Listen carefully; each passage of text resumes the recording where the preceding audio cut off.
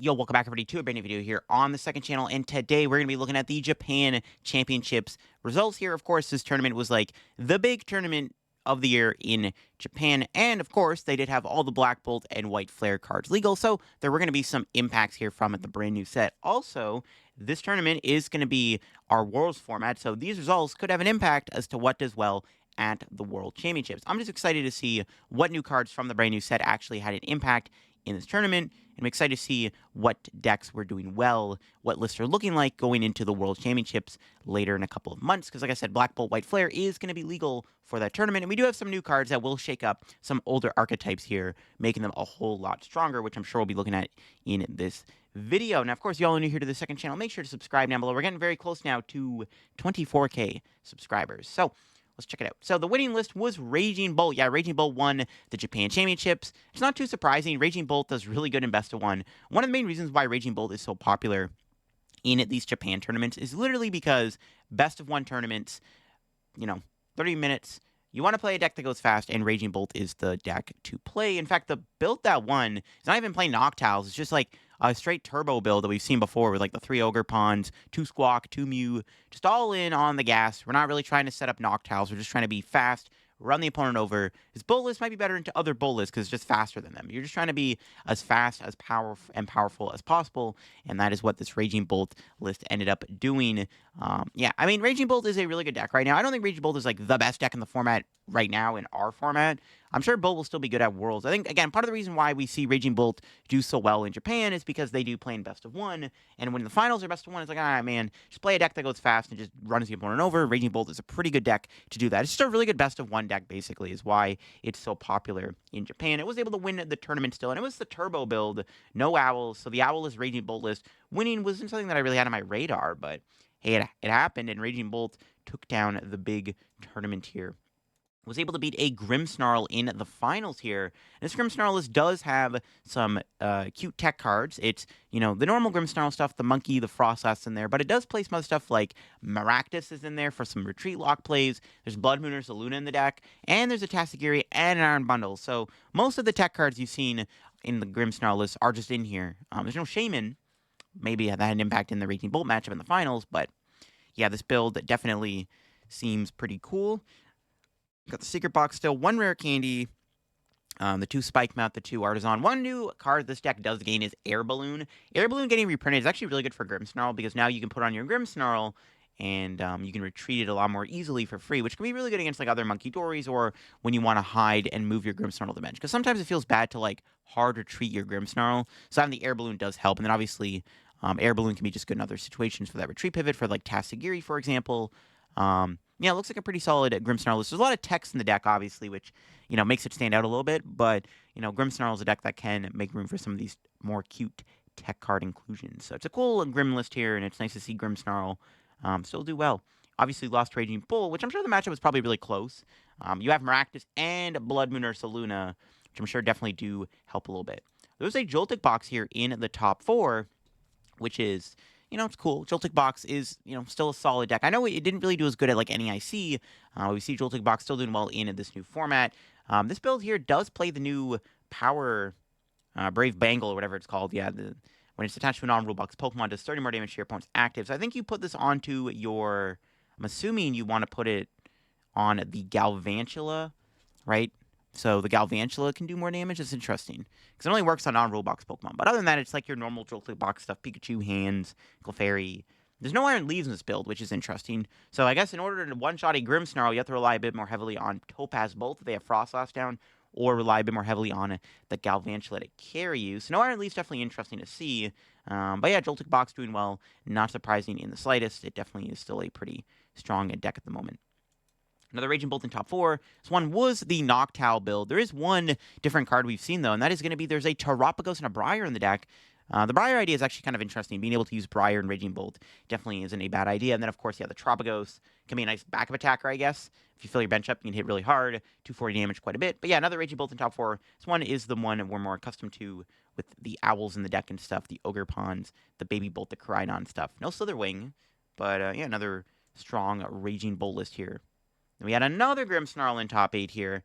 This one does play the Shaman, however, and it does have Blood Moon or Saluna once again in the deck. It's an interesting inclusion. The Blood Moon probably does help a lot in the Raging Bull matchup, which again, if Raging Bulls can be that popular in Japan, it's not a bad card to have at all. And we see the Air Balloon going in here. Pretty good upgrade to the deck. There's a couple Petrels in the deck here, and for Arven. So a lot of ways to find your items and trainer cards. Petrel does get you a Stadium. You can use Petrel to actually to find Spike Myth, which is actually pretty cool. So there is some benefits of being able to do that. Or you can like Petrel for Secret Box. But you can also Arven for Secret Box. There's a lot of tools though. There's the Evos, the Devo, and the Air Balloon here in this Grimmsnarl list.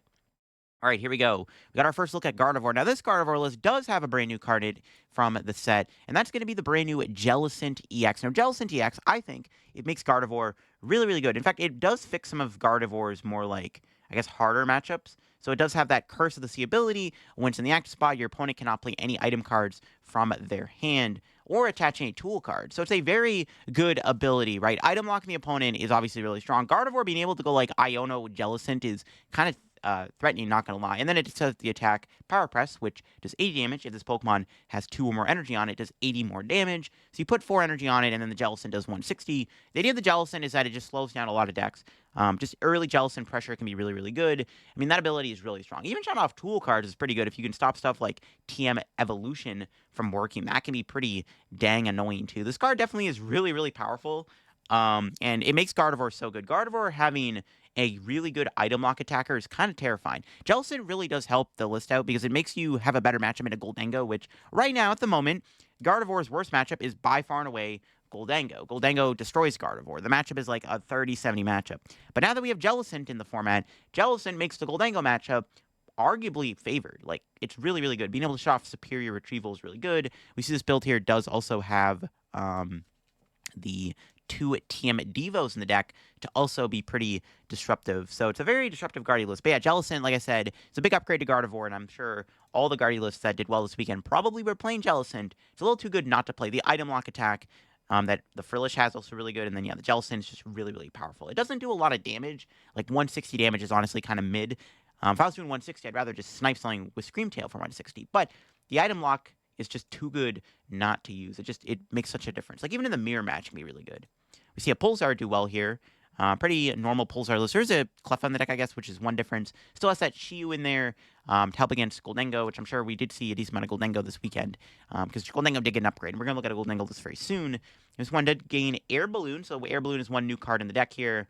Just Air Balloon's a really good card to have. I mean, is it better than Rescue Board? Yeah, because it makes your retreat even better on other Pokemon. You can Air Balloon your Charizard EX and retreat it without having to give up the energy, which is nice. This build does play Secret Box too as the ace spec as opposed to Unfair Stamp or anything like that, which is another interesting little inclusion in that. We had a normal Charizard deck do well here. It was a Charizard Pidgeot Dusknoir deck, so the classic Charizard deck. Now, I think Tord actually played this in day 2 of the tournament. Tord was playing this tournament. I think he played the Dragapult deck. He played to NEIC day 1 in the tournament, then he made day 2, and I think Tord decided to play Charizard Pidgeot Dusknoir also. I think the logic behind playing this deck, it's not a very good deck. Like, this Charizard deck, like, this deck kind of sucks. Like, in general, like, you're not really beating Grimm, you're not really beating Dragapult. But when you see all of the decks doing well in this tournament are, like, Raging Bolt and Gardevoir, then this deck all of a sudden becomes a very good play for this tournament. So, that's basically why this deck was played here. I think it was really just here to it's just built to beat Raging Bolt and Gardevoir. Like, that's about it. You're just trying to beat those 2 decks. You're not really, like, yeah, you're going to probably get you're just going to get bodied by Grimm. You're probably going to get bodied by Dragapult. But you're at least going to do pretty good against Grimmsnarl and whatnot, which is kind of cool. Or against Gardevoir, sorry, and Raging Bolt, which are pretty good in this tournament. And there were a lot of them. So it makes sense to play Charizard Pidgeot. Like, don't get me wrong. This deck is not good right now. Like, I don't think Charizard Pidgeot Dusknoir is, like, a good deck in the slightest in our meta. Like, if you were to play to NEIC, you'd probably do really bad. Or not really bad, but you're probably going to hit a lot of the Grimms and Dragapults and just get bodied. But in the Japan tournament, right, when, everyone's playing Raging Bolt and Gardevoir, well, it's not a bad deck all of a sudden. All right, we don't know what the 9th place list was, but we do see a Gholdengo here in 10th place. And this Gholdengo deck does play the new Genesect. This is like one of the other new big EXs from the new set that does upgrade Gholdengo. So we see Jellicent and then we see Genesect here. It's got that ability where you can search your deck for 2 Metal Evolution Pokemon and put them in your hand.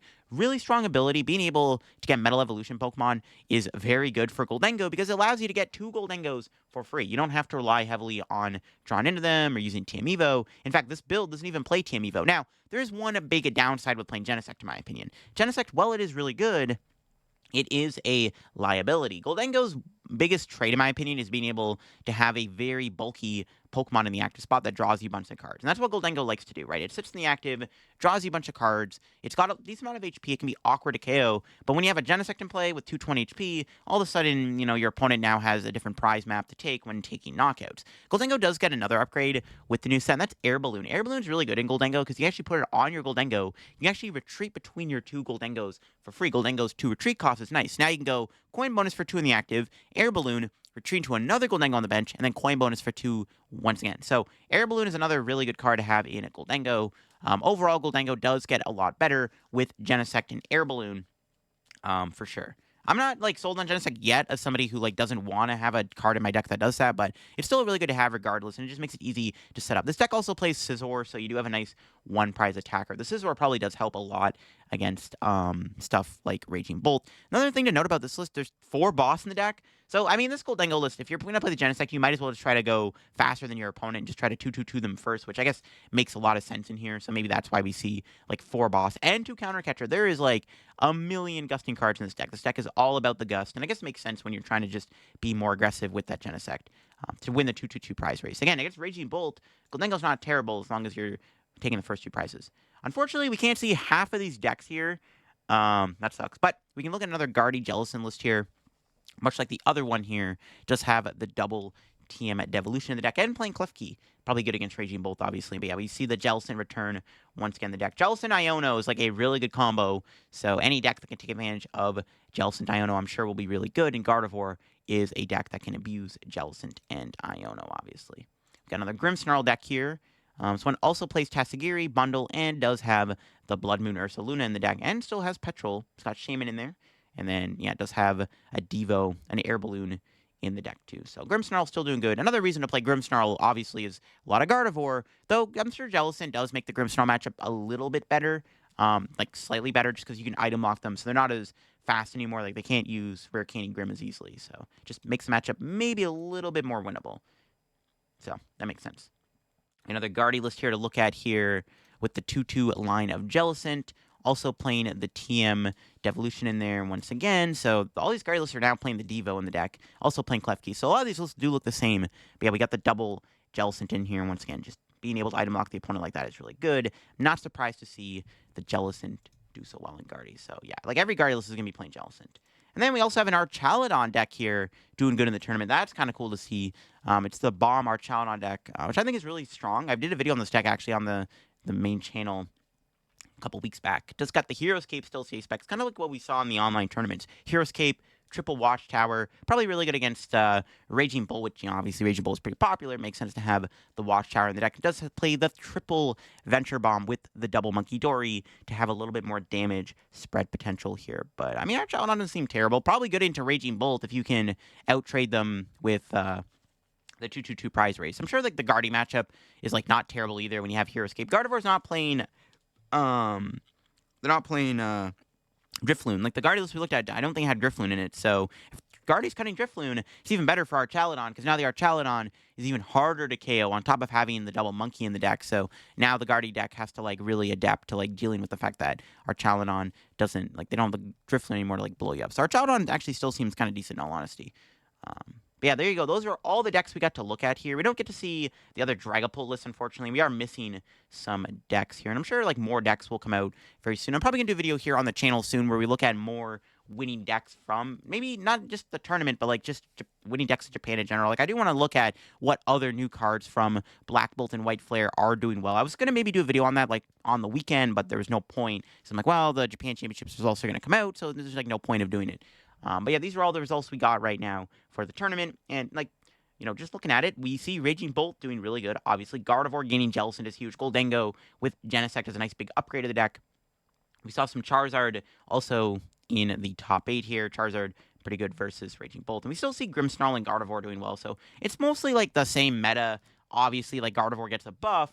Grimmsnarl still stays pretty good. Dragapult obviously still good. Raging Bull still good. But I'm sure we'll see some new archetypes splashed in eventually. And maybe the decks that we're missing here were new decks. Who knows? It's possible. Maybe we saw a Miraidon do well. I mean, the highest place Miraidon deck wasn't playing Electric Dynamotor. It was playing Joltik. So who knows? But yeah, that'll be for me on the channel here, looking at the results. Let me know what you think of the Japan Championships results down below in the comment section. I'm interested to hear. Hopefully, we can see more decks soon, and I'll do another one of these videos where we look at more new decks from Black Bolt and White Flare on the channel. Definitely want to get into that very soon. Hope you enjoyed. I'll leave a link to Limos down below if you want to check out the decks for yourself. Catch you later. Bye-bye.